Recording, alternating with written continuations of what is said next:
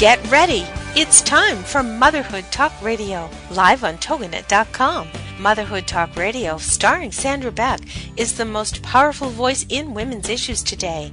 As the owner of Motherhood Incorporated, Sandra brings you inspiring, influential, and interesting resources to help you navigate everything from childcare to corporate formation. Motherhood Talk Radio features the powerful voices of Christy Hawley, Robin Boyd, Linda Franklin, Tracy Costin, Danny Kiernan, Susan Haid, and Lisa Dedress. Together, these women bring you everything from the latest crafting tips to how to be sexy in your 40s, from great parenting tips to moms living with cancer, and most importantly, how to bounce back with style. Motherhood Talk Radio helps you make a difference in your world and the world around us. Being all you can be starts right here, right now. Let's do it. Here's your host, Sandra Beck.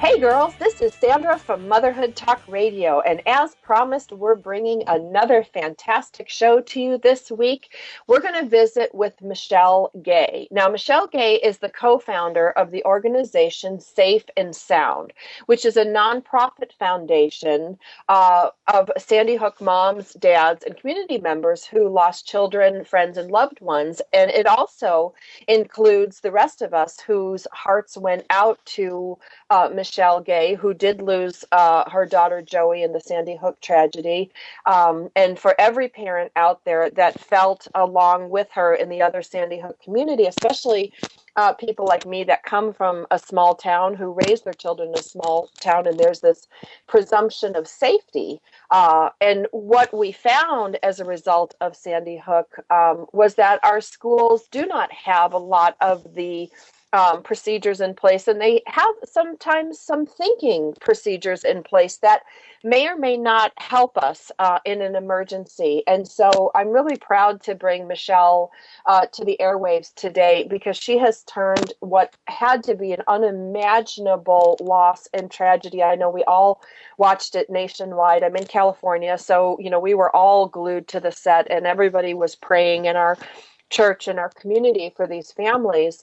But for you to turn around and take something like that and make it positive for the rest of us, really, Michele, I want to honor you for that. And I just want to express my thanks for your part in making our little school system here in Acton, California safer, because that's the ripple effect that you've had. And then you go on and you create safeandsoundschools.org so that we can learn and get involved and provide sports and be educated. I just think what you are doing is really vitally important, and I'm so happy to have you on the show today.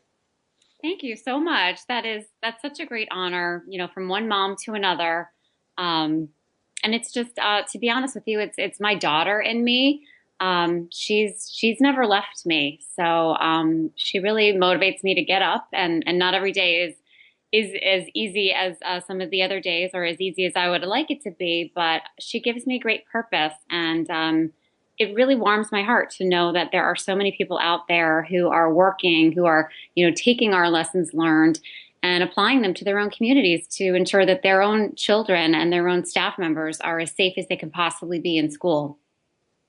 Well, and, I like to think that Joey is with us today and, watching over us and watching over, all of our children as she leads us, as, the other children lead us into a different way of thinking about school safety. I know after Sandy Hook, out here in Southern California, a couple of the parents, I live in a community that has a lot of police and fire and military.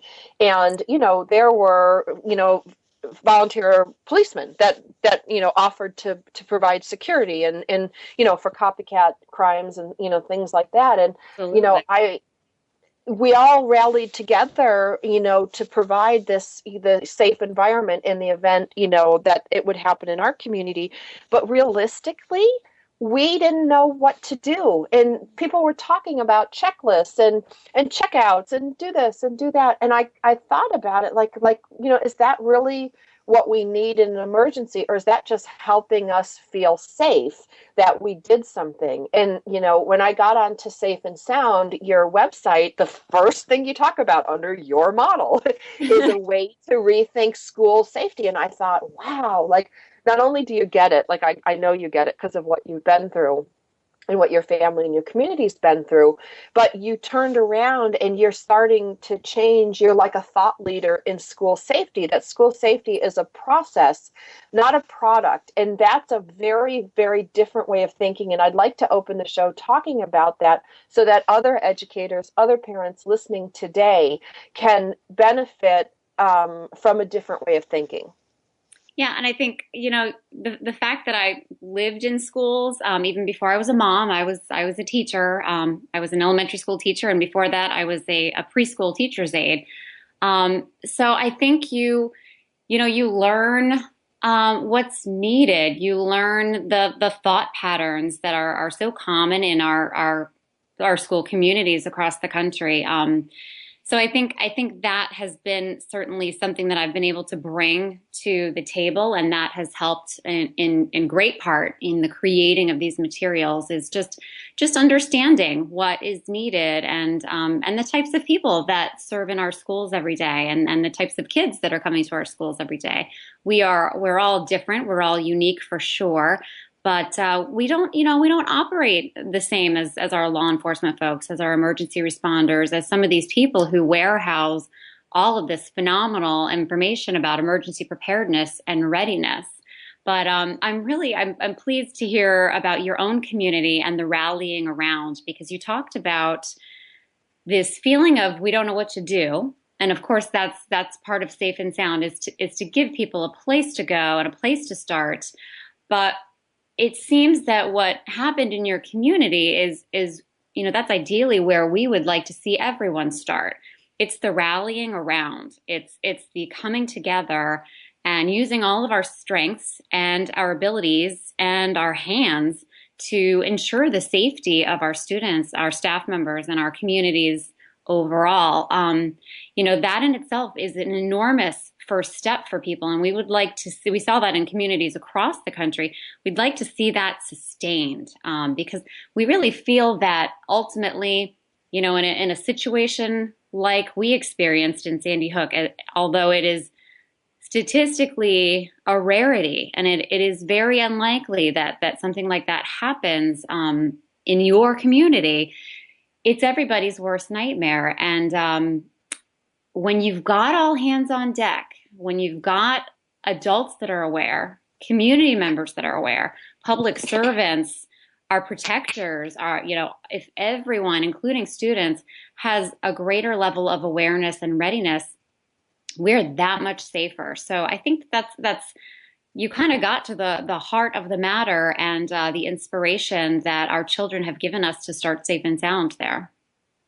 Well, and I think, it goes much broader than what you're talking about. I think, there's a presumption of safety that we all have, in our little small communities, and we lock our doors and feel a presumption of safety. And we just have to acknowledge, I think, we can't put our head in the sand anymore. And I think that's one of the things that the news media has done with these, like up to the minute live unfolding reporting is allowing us not to put our head in the sand, allowing us not to say, oh, well, we're just a small town, it couldn't happen here.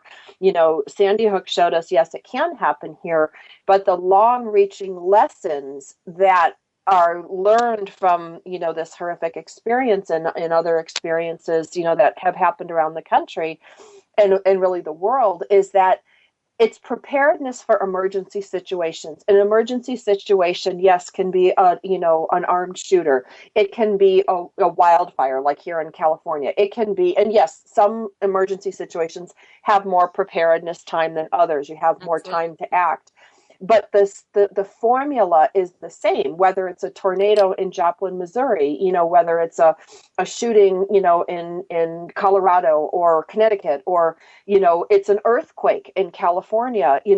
Emergency is as emergency does, sir. And to have your community be prepared there's emergencies everywhere. Look at what happened with, we've got a tsunami, and yes, we have time for some of these things, but the policies and the procedures that need to be put in place, the plans and the programs and the measures and the the awareness of this, would you say it's very similar no matter what the emergency system is? There's certain commonalities. Absolutely. And I think that that's because more than anything, preparedness is about mindset. So if you have a preparedness mindset for a fire emergency, like all of our schools nationwide have, and because of that, we haven't had a death in a school related fire in over 56 years. That preparedness, that education, that's empowering to folks. Find me someone who is afraid when that fire alarm goes off in the school. Granted, there are folks who have had real life experiences with fire, and they will have a traumatic background. That might be someone who is scared when they hear something like that, transpire even in drill format in their school. But for the most part, we've become completely used to this level of readiness, for example, with fire. If you have that kind of readiness mindset, there's no reason that you can't translate that into other areas of safety. And I think when we started Safe and Sound, we started there and we started thinking about, okay, what do we have? Like teachers across the country, when you meet a new student, you want to get your hands on that student. You want to learn about what they bring to the table. What are their talents? What are their strengths? What's working for them? What makes them comfortable? What inspires them? So we kind of approached it the same way, and we thought, what do we got to learn from? And out of that, and the many readiness models that are out there, we sort of boiled it down and decided that there are 3 steps to readiness, whether it's tsunami or earthquake or fire, whether it's approaching a car accident. There are 3 steps that we tend to look at in our preparedness, and that is assessment, action, and then auditing, checking our procedures, thinking about them, reflecting upon them, asking ourselves if indeed they are serving us as best they can, or if we need to adapt them. So we created the straight A school safety model based on those 3 steps of assessment, taking a look at what measures and practices, what features you have about your school and your staff and your community that are going to be helpful to you, and what are challenges for you. And that's that assessment step. Then the second step is act, and that is creating a plan of action based on what you decide are your vulnerabilities and weaknesses, and where your strengths may be, what kind of resources you've got at your hands. And then that last step, of course, is, after you practice that plan, you want to be learning from it. You want to be thinking about it after you have a fire drill. You want to gather your class around. You want to gather the staff around and say, hey, what did you learn? And you might find that someone says, I couldn't get out the back door as we planned. So we had to go out another way. We had to adapt our plan. These are the kinds of things that cause us to have natural auditing moments, natural moments of reflection about our plans, whether they be for bullying or fire safety, for an environmental emergency, or what have you, an intruder like we experienced. Well, and I like, I've been all over your site, and I've looked at your stuff, and there's a couple things in here that really stand out really strongly for me as a parent. I live, Michelle, in a fire zone, huge fire zone. I live right next to the National Forest. So, if a fire is coming through, we're evacuating, and, we practice our evacuation, get the dogs in the car, get the kids in the car, grab X, Y, and Z. We've got our emergency bag, we've been evacuated, I don't know, 2 or 3 times. So that's important. And the first time, my kids were evacuated with me, the police come through and they blow their bullhorn and everybody's got to go. My younger one freaked out. He got so frightened. And I said, what, this is just what we do. We're practicing. And we always leave at the first, when the police tell us, before it becomes mandatory, we always go on voluntary. Thank you. But yeah, I don't wait. Believe me, I would go even before voluntary comes. I'm like, why bother?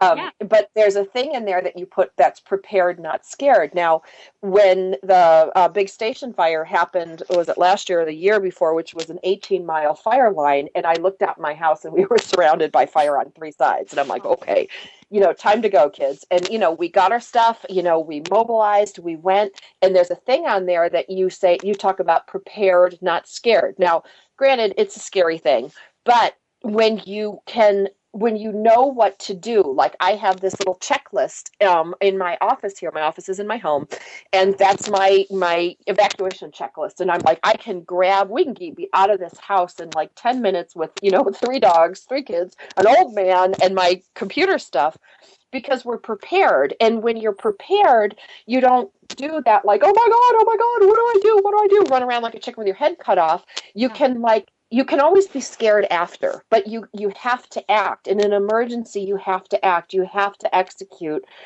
These are non-negotiables. And in your case, they're non-negotiables between life and death. And so, my training as a lifeguard, many years ago, I was a lifeguard on Lake Michigan. They taught us to be prepared. Like there was a system in place, and you just execute the system, handle the problem, and then freak out later. And that's I think I might have to make that into a new tool for us. Freak out later, be scared later. yes. But Well, it makes but it's such sense because that's what you're doing. You're basically telling your mind, you know, we're not going to do the emotional thing right now. I'm turning that part of you off. And what we're going to do right now is we're just going to follow the steps that we've practiced. We're just going to engage the system that we have in front of us. And if you've ever been in any kind of emergency situation like the one you described, or gosh, just a couple weeks ago, I approached a car that had flipped over. And I pulled over to the side, and I had basic first aid training and CPR training, and I just made that little switch in my mind and got out, and everyone was fine, by the way. Everyone was absolutely safe. They were wearing their seatbelts. But my children were in the car, and when I got back in the car and everyone was taken care of, they thought I was a rock star, of course, but they marveled at the fact that I just went right into motion. And that's what it is, because it's okay too. Not everyone's going to go right into motion. Some people might need to freak out for a little bit. But then you remember, I have a system, I have a plan, I have a checklist, and it is incredibly empowering in even the most harrowing decisions and most harrowing situations. Well, and you're dead on with this stuff, because you really can learn how to like shelve your freak, put your freak out until after. And I'm the perfect one that I'm so great in a crisis, Michele. I'm so amazing in a crisis. And then 24 to 48 hours later, I am sitting at my kitchen table, shaking and crying and Yes. but it's like you can actually move that. It's not like I'm any magic person or you're any magic person. You have an awareness, that this is possible. You learn how to switch it, because you literally just switch that part of yourself off that goes, you know what? I need to do this. And I think any mother who's raised children knows they have this capability, because she knows that.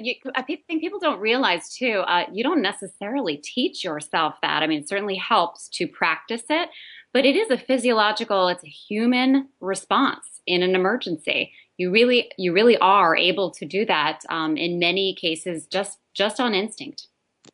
Well, it's just amazing, right? Like my little one, Michele, he had this really bad nosebleed, and he plugged his nose, and the blood came out as tear ducts. And I was raised, conservative Catholic as a little girl, and I'm like, oh my God, it's a stigmata, my child breathing from the eyes, and I'm going through all these iterations, and I'm like, what do I do? What do I do? And then I'm like, okay. All right, we need to calm down. I need to get this one to the emergency room. I need to get this one. And every mother has been in that situation where the kid walks in, with something bleeding, something, you cannot like freak around. Like a lot. They tend to bleed a lot, even just the littlest thing. There's just always a lot of blood. every time. That's right. That's right. So we have this capability in us. So we have to kind of recognize it and honor it and make it part of our action plans within the school. Because I want to demystify some of this stuff because, when I was watching the safety stuff happen in our school district, people were like, well, we have to have this and we have to have that and we have to have, and it's like, but you know what? Without mindset, all of the systems fall down. They do. They do. And that's, that ties in as well with another point that I like to make to people that, sometimes you can have the most expensive security gadgets or safety tools at your disposal, but if you're not trained to use them, to get them, if you're not prepared to use them, they're useless. And unfortunately in our situation, we had some great technological tools at our disposal. We had, like many schools, more than ever now, have a locked front door and have a buzz-in system. And, with permission from the office, you are buzzed into the building. But that technology failed us, and it failed us largely because we relied solely upon it. We did not empower ourselves with an entire, bucket of tools that we really could have made amazing use of that day. It could have made a big difference in the lives of a lot of people that day. Well, and I think that's what your organization and your experience has spawned around the world is a conversation about our presumption of safety. Like I always laugh at the middle of the night. I still have to lock my door before I go to bed. Now, the only people that are going to come in the middle of the night most likely are coyotes and mountain lion. I live really rural. But my presumption of safety is I must lock my front door, I must lock my back door, my windows are shut, and that gives me a comfort level. But I think there's a point at which we have to examine our own comfort levels. And don't you agree? Without a doubt, yeah. I mean, that your example is identical, really, to the example that we had with keeping our front door to the school locked and having a buzz-in system and having badges on the teachers. Those are wonderful things to implement for school-wide safety, and I recommend them in all school communities. However, those are for people like you and me. Those are for people who are already invested in safety and who do follow the rules and who value the safety of children over convenience. But unfortunately, we have to acknowledge that there are dangerous people, there are dangerous situations, and some of our practices really have to be examined. Some of our tools have to be examined for other scenarios. Absolutely, absolutely. And when it's like you kind of go on this gamut thing of like, well, I don't know if I want to deal with this. I'm just going to pretend it's not going to happen here, and have that to like, oh my God, what do we do? Where do we begin? You kind of go from like head in the sand to overwhelm with this topic. I mean, realistically, when you're in a school district and you've got parents and you've got, products and you've got, school boards and you just got, there's so much to deal with. And what I love about your program is it's so simplified. Like, I can get on here and I can look and I can learn and I can, download a free toolkit. And start making some real changes that could have real results in the event of one of these situations. It's like I can see how much work went in this to make it clear. Yeah, and I gotta thank all of the students and all of the teachers that I worked with over the years, because that's just what we did in our school every day. So it was, once I kind of honed in on the ideas and sat down with a lot of amazing national experts and local experts, and just people with experience in traumatic situations, it was kind of easy to go, okay, this is a wonderful 3-volume series that you've put together for us, but it's very overwhelming. And one of the greatest barriers we have toward making changes toward safer schools is fear. It is overwhelming and it's hard to go there in your head. So we chose very specifically, and I was an elementary school teacher, so I just boiled it down to a very elementary level. And I thought, let's just give people bite-sized pieces of information. Let's not give them the entire volume. Let's give them a framework to start out with so that they can have the global picture at what we're trying to achieve here.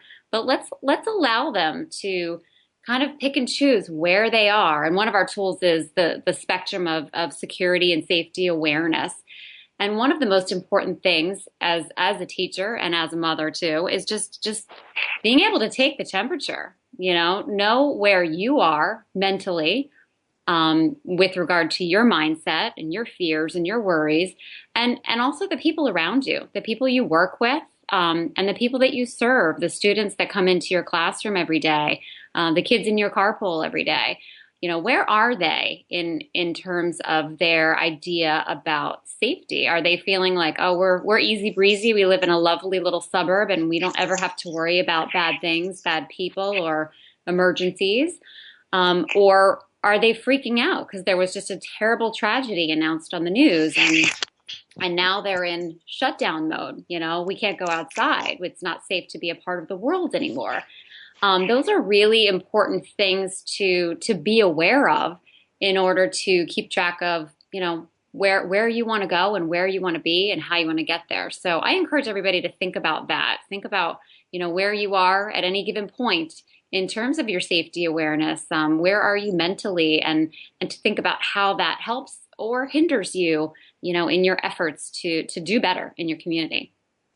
Well, and that's so important that you talk about this, because so much of your program doesn't require $1 million.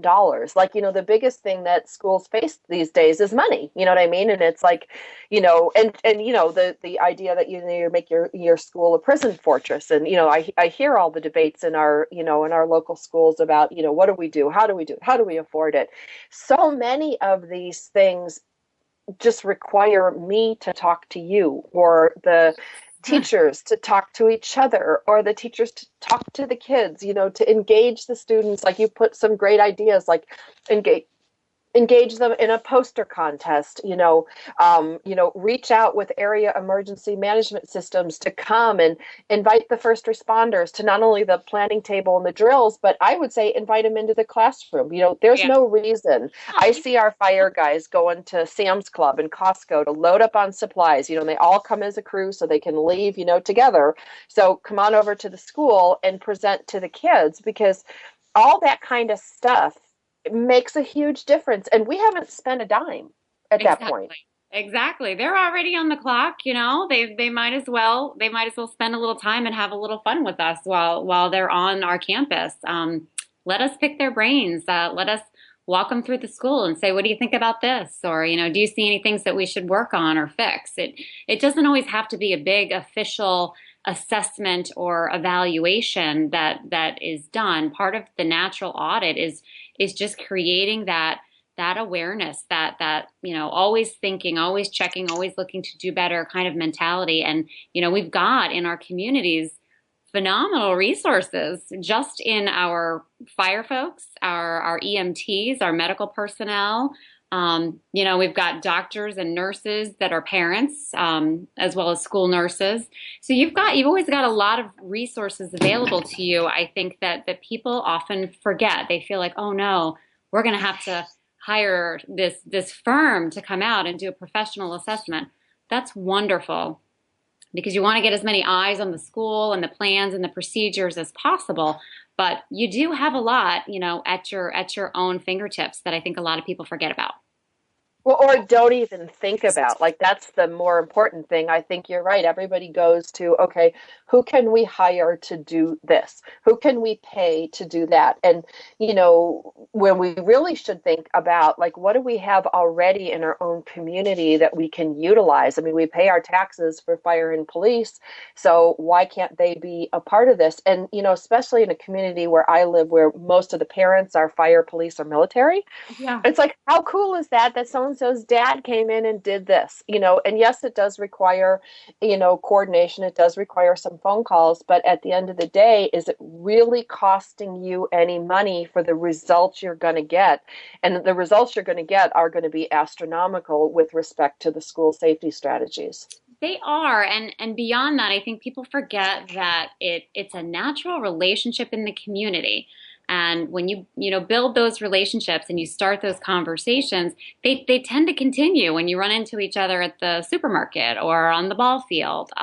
You start to realize the resources you have at your disposal. And then also our children, our students begin to realize the resources that they have at their disposal. We have a lot of community helpers, from all different types of disciplines that are available to our children. And they often don't realize, they don't realize the type of support they could find in a school resource officer or a coach. But when they see us working together in this type of model, that tends to change, and they realize that, they're consumers of safety as well, and they're a part of the team.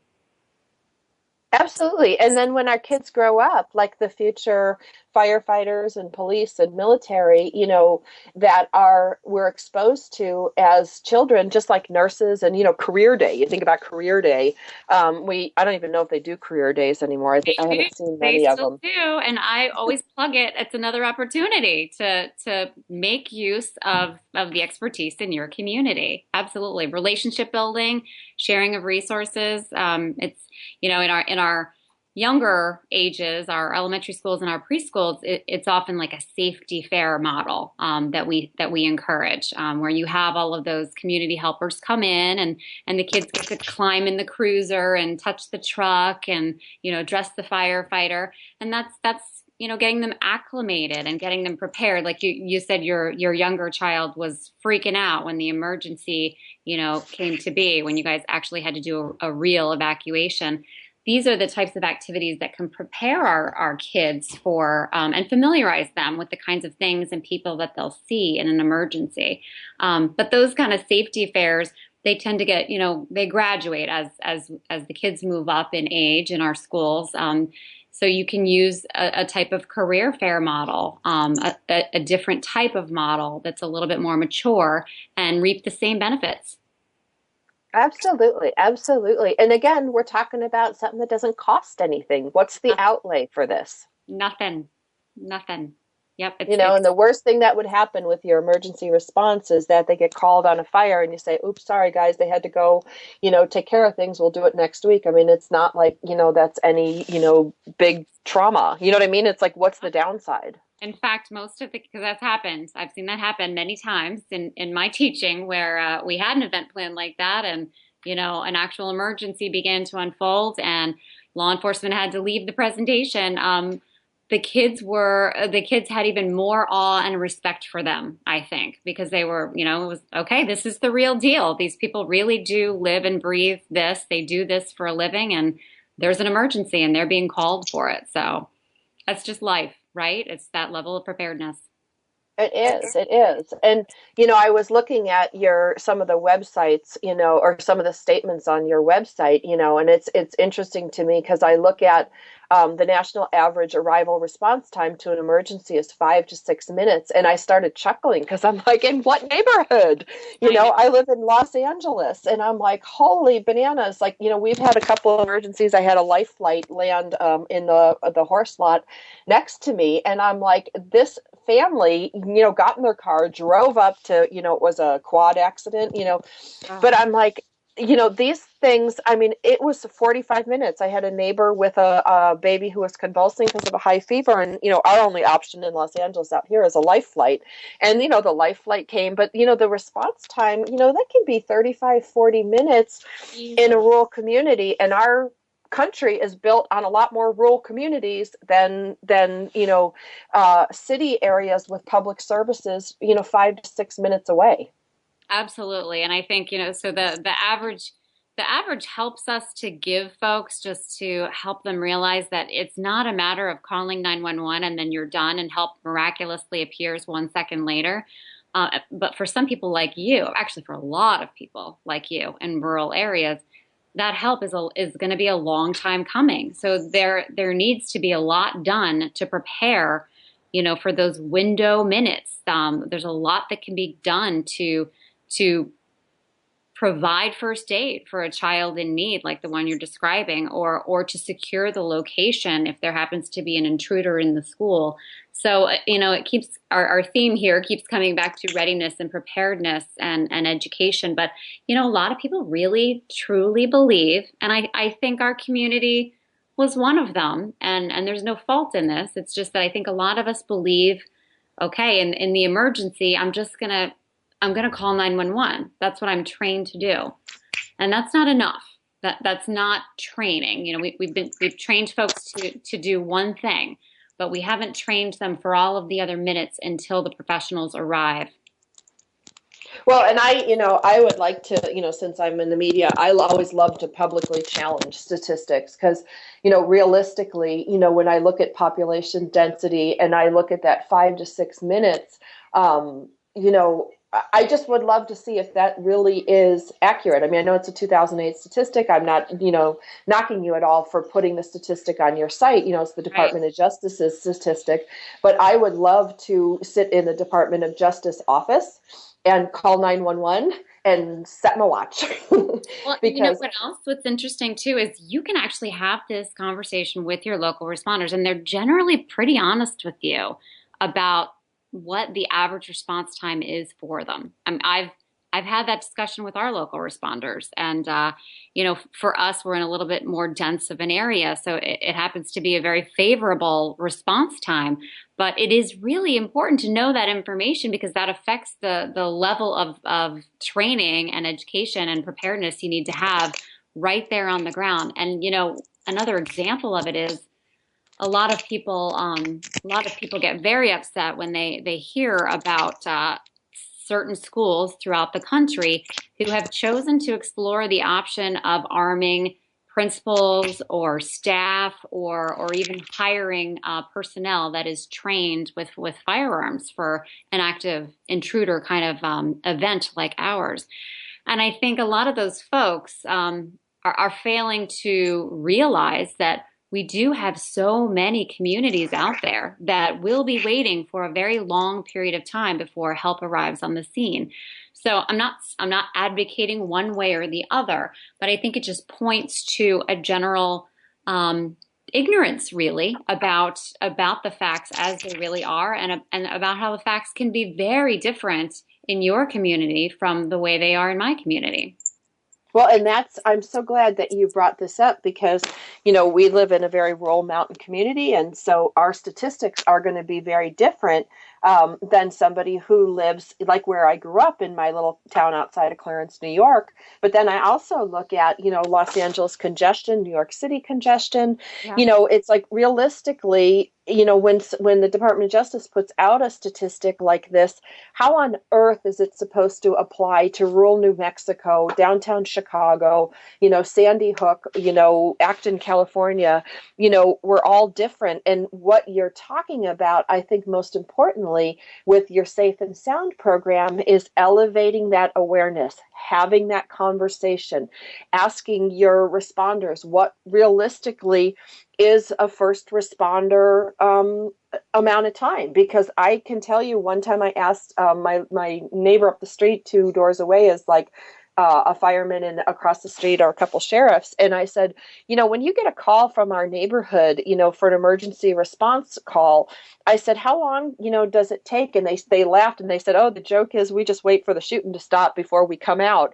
And, it was a tongue-in-cheek thing, but realistically, sadly, it's a reality. It's not that they're waiting, but it sadly it will likely be over by the time they arrive.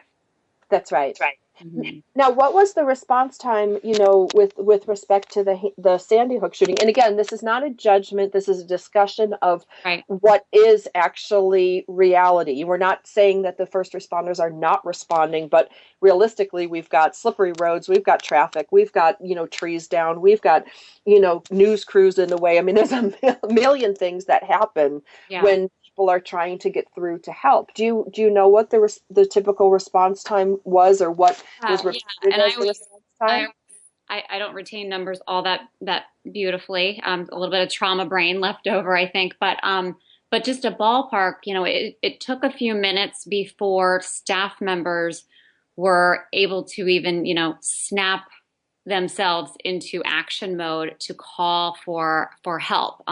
So we had some staff members that called 911 on their cell phones because that's what they had. Most of our classrooms did not have a landline at all.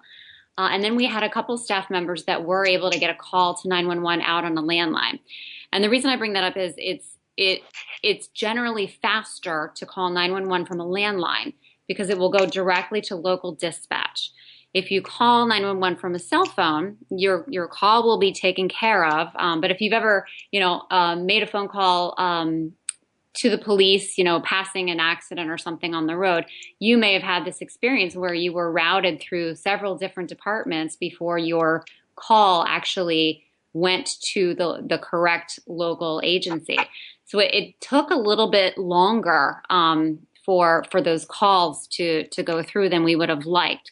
And the lesson there is to test and really be thinking critically about communication systems and how many you have, what levels of redundancy you have. Do you have walkie-talkies? Do you have some kind of wireless communication with the police and the fire locally?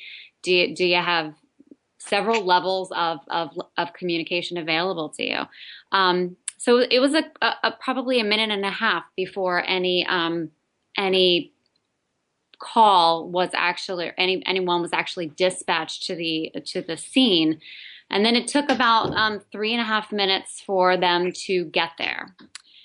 And so about the time that they were arriving, we had some local police arriving on the scene, and just about a second later, we had state police arriving on the scene. Then it took time for them to get the lay of the land. They did not have blueprints, floor plans, and they had to orient themselves to the scene. They had to try to figure out if there were any shots continuing to be fired. And when they first arrived on the scene, they did not hear anything. But later they began to hear more shots being fired. And it was really difficult for them to establish where the shots were being fired. So it took some time, longer than we would have liked for them to even enter the building. Somewhere around 10 minutes after that first call was made was about when the officers were able to make entry. And of course, at that time, our intruder was well aware that the professionals were there, and that's when he ended the massacre by ending his life. So it's a very complicated thing to examine the response time. I think everybody did the very best they could, and certainly rose to the level of their training and experience. And as we've done, unfortunately, over the decades with a lot of different types of tragedies, many of them school-based tragedies, we have honed and improved our responses. And law enforcement is generally the first to sit down at the table and look really critically at how they did and how they can do better. And it's not ever in the spirit of beating anyone up or saying, oh, I could have done a better job. It's just that they're very action-oriented people, and they always want to be improving their procedures and practices. So as I travel around the country, I speak with a lot of law enforcement professionals, and just about all of them are doing things differently. They've learned some lessons, and they're all looking to shrink that response time as much as humanly possible. But just as we were talking about a few minutes ago, one of the best ways to do that is to acknowledge that the people on scene are really the first responders. So even if it's me in my second grade classroom and there's not an officer on scene to help, or there's not a paramedic to help me with an injured child, there are some very basic things that I can do to maintain control and to increase the safety of everybody around me. So it's about those practical things. It's about empowering people with that knowledge and that training. Well, and I love what you said. I just want to repeat that for our listeners because the first responders in something like this, you're right. They are the teachers. They might be the janitor, they might be the gym teacher or the French teacher. It's a sad, horrifying reality that those are the first responders to the situation, and that when you look at our law enforcement and police, they work in unimaginable situations under unimaginable odds. And yet we expect them, the teachers and the first responders, the medical personnel and the police, to come and know what to do. And in your case, I can't imagine there wasn't really a whole lot of precedent set that we have today. We have a lot of luxury today based on the tragedy that happened in your community, because we have the ability, and I call it a luxury because my community hasn't faced that, and we learned the lessons from your community. So it truly is a luxury that we can't deny. Absolutely. Absolutely. One of the things that kind of struck me as you and I were having this conversation too is just another very simple idea that's incredibly powerful in these conversations that we hope to be facilitating in communities across the country between, teachers and law enforcement and fire professionals and parents and all of these school safety stakeholders. One of the greatest things you can do to improve the safety of your school is just to have a conversation with the professionals that you've got, with those emergency responders to say, hey, I just want you to know I'm not trained anywhere near your level, but I'm on your team. So I want to know, can you give me 2 or 3 things that I can do in an emergency to make your job easier, to make you more successful? Obviously, we're all in it for the same thing. We want everyone to come out safe and alive. We want to mitigate loss and tragedy and trauma. So what are some things that I can do while I'm waiting for you to come? And you'd be surprised at some very simple things that even a layperson can do that can drastically increase, survival rates, empowerment, and psychological safety. Giving people something constructive to do while they are waiting for help to arrive can be something that reduces trauma. So these are just, simple conversations, but they can be incredibly powerful to have. Hugely powerful. And I want to invite everybody listening today to go to safeandsoundschools.org because there's so many great things on there. There's a webinar coming up about rethinking school safety. And, you're even offering people to win a tablet to get them to come. I mean, to me, it's unconscionable that people, educators would not come to this, but I appreciate you offering a tablet for people who go. I'm lucky. I don't have a tablet to give out, but we have a wonderful sponsor that is putting together the webinar. So I will give the webinar, obviously, but they've been generous enough to put the webinar together, to promote it, and to provide that gift to really try to encourage people to come. And just like all of our materials, it's free. We really feel that knowledge should be free and should be freely shared, and that's a big part of our mission at Safe and Sound. Absolutely. And who is that sponsor so we can honor them today? Wonderful. Yeah, that's Crisis Go. And they actually specialize in a lot of the stuff that we've been talking about today, really trying to shrink that response time by making it better informed and increasing communication in an emergency. So yay, Crisis Go. We want to thank you for providing that Android tablet. We want to encourage you guys when you shop at Amazon. You can get Amazon to make a donation for stuff that you're already shopping for, which is, again, a no-brainer. So go to Amazon Smile or go, and look up Safe and Sound, a Sandy Hook initiative. Or, you can click right on the Safe and Sound website there. It's right on the front page. So, and check out their upcoming events because this stuff is free, you guys. And free here doesn't mean no value. Free means incredible value to handle an incredibly, unbelievably, just unbelievable situation that is facing our nation right now. So we really want to make sure that you take advantage of this. And it's my honor, Michele, to say that I will use all the resources behind my company, my technology company, to get this show that we shared, this time we shared today, in the hands of 100,000 or more downloads within 90 days. I give that promise to you. Thank you so much for spreading the word. That's fantastic. And you're absolutely right. This has been kind of a grassroots mission that has grown, and we've been able to provide all of these free resources because of the level of support we have from ordinary moms, from teachers, from law enforcement officers, through donations and sponsorships, and through speaking engagements as well. We do an awful lot of speaking around the country, so we're very grateful. Honestly, our children have left us in a position of power and inspiration, and we keep them with us in everything that we do to try to help other communities. Thank you. Absolutely. Michele Gay, you've been an outstanding guest today. On behalf of my children, I would like to thank your children for making our world a better place. I know that Josephine is with us and part of us, and your girls, your other two girls, and I'm sorry, I can't remember their names off the top of my head. Can you give them? Yeah, Sophia and Marie, they've been very patient. They just got off the bus and they're having their snack quietly.